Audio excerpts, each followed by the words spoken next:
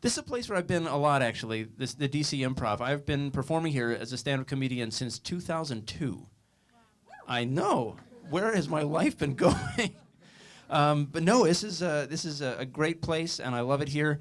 And it got me thinking about how I started in stand-up. I didn't start doing stand-up comedy because I was always the class clown or anything like that. I started because I'm afraid of people.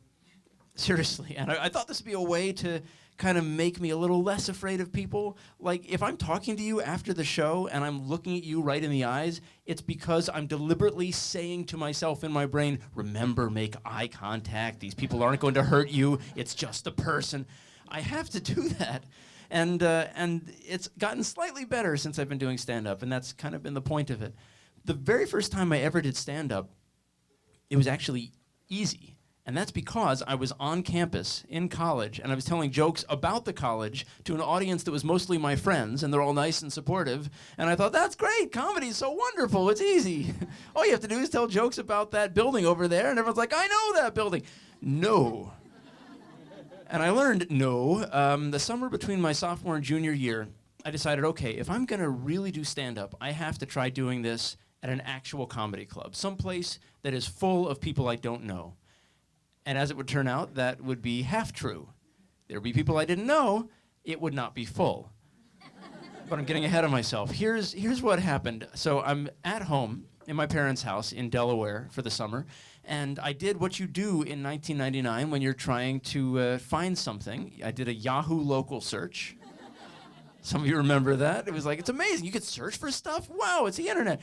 And that's what I did. I typed in comedy and my zip code, and then I ordered things in order of proximity and just went down the list, calling every place, and I knew the 3 magic words to ask for. I said, do you have open mic nights? And most places said, no, no, no, no, no. And then one place said yes. I said, good, great, I'm going. Thursday night, I'll be there. And that is how I found myself at the Race Car Cafe and Comedy Club in Malaga, New Jersey. Yeah, the name didn't tip me off. It should have.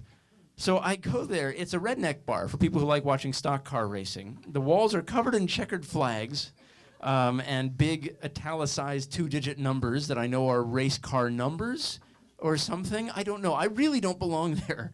I am a nerdy 19-year-old college kid. I'm a science major. I think this was probably even my first time in a bar, let alone a bar where I'm going to get up and try to sell stand-up comedy to people who like watching stock car racing. So I'm sitting there at the bar. I ordered chicken fingers or something, and I'm talking to the waitress.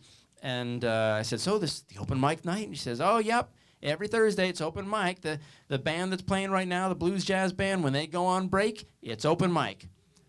And then she said, what is it that you do?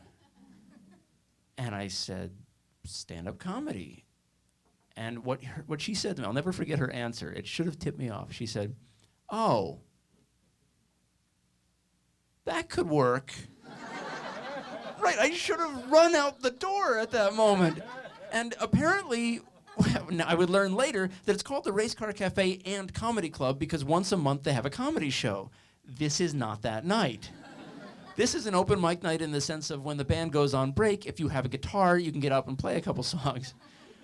So I'm sitting there, I've got my list of printed out jokes, I've got the key words from my jokes written on my hand just so I don't forget, and I'm like, what's the deal with Donald Duck? I mean, I've got jokes about cartoon characters having sex. That's like my main body of jokes. And so she introduces me when the band goes on break. This is the worst introduction I have ever received. Here's exactly what she says. She says, and now, ladies and gentlemen, the comedy stylings of Adam from Delaware. And I get up there and I look out across the 6 people who are in the restaurant eating their dinners, and I think, all right, I know what these people want to hear. Math puns. Here's the joke that I started with. I said, okay, so you guys have heard that there's alcohol in mouthwash, right? Well, I wanted to know what the alcohol content of my mouthwash was, so I looked at the back, but it didn't say on the label. I guess the proof was beyond the text of this scope. I know, it's like a triple pun. But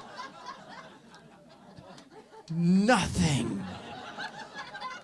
And I need to describe to you the quality of this nothing, because it's not nothing like, half clap. No, it's nothing like they're just sitting there eating their dinners and talking to each other. And it has become clear that not only am I not entertaining them, I am actively slightly bothering them.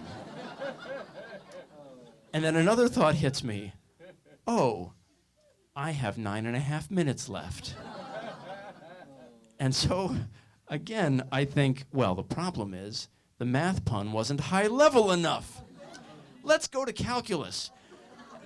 Here's the second joke that I came out with. So you guys remember the Transformers? I love the Transformers. I grew up in the 80s, played with them all the time. Do you remember the GoBots? They were like a ripoff of the Transformers.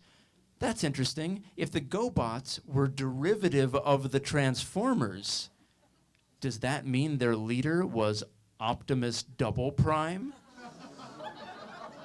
I know, it's some AP Calc shit right there. Nothing. It is the longest 10 minutes of my life. And when I finish with my joke about Donald Duck having sex with Inspector Gadget, go, Gadget Dick. I don't even want to, I don't want to revisit that era. There's no applause when I leave. There's no recognition that I was there. As soon as I get back to the bar, the waitress hands me these 2 little slips of paper, and she says, you know, next month we're having an actual comedy show. Here are 2 free tickets. You should come watch. That was very nice of her, but as I'm walking out the door, I know that I will never set foot in Malaga, New Jersey again. So it's after the gig, and I'm driving home. It's kind of a lonely time to drive home after a gig, because stand-up comedy is a way of telling everybody in the world, look at me, watch me do tricks. And then while you're driving home, you realize no one wants to see you. No one cares. You're just a person who is on a stage, and now you're a person who's in a car. And I think it was on the Commodore Barry Bridge, which is about 45 minutes into the drive, and you can see the lights of Philadelphia coming up in the west.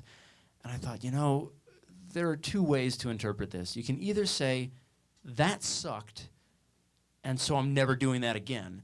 Or you can say, that sucked, but now I know where the bottom is.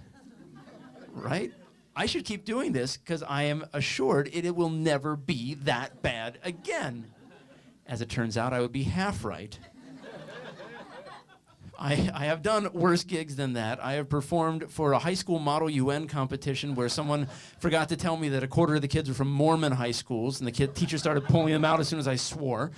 I have performed on a boat for a company party when they decided not to launch the boat because of bad weather, and everyone in the company looked at each other and said, then why are we on this boat? And they left, and so I performed to an empty room.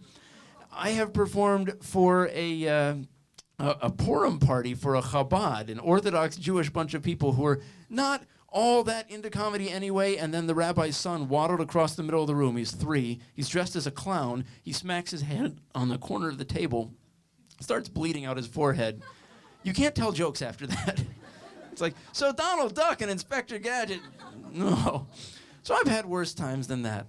But I have not gone back to Mulligan, New Jersey, and it is entirely by choice. Because even though this is in the past, something good has come out of it. It's now 16 years later, and I have a story that I can tell on stage at a comedy club, at the first ever storytelling show at a comedy club to all of you. So thank you very much.